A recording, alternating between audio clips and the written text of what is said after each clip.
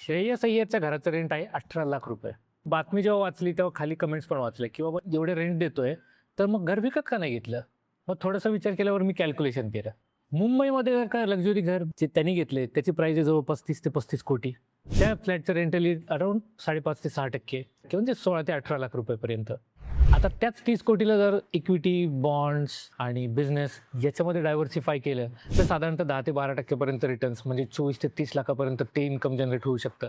त्याच्यातले जर का मी 18 लाख रुपये दिले रेंटसाठी तर बाकीचा माझा पूर्ण फायदाच आहे आणि शिवाय 30 कोटी माझ्या खात्यात अजून तसेच्या तसेच आहेत.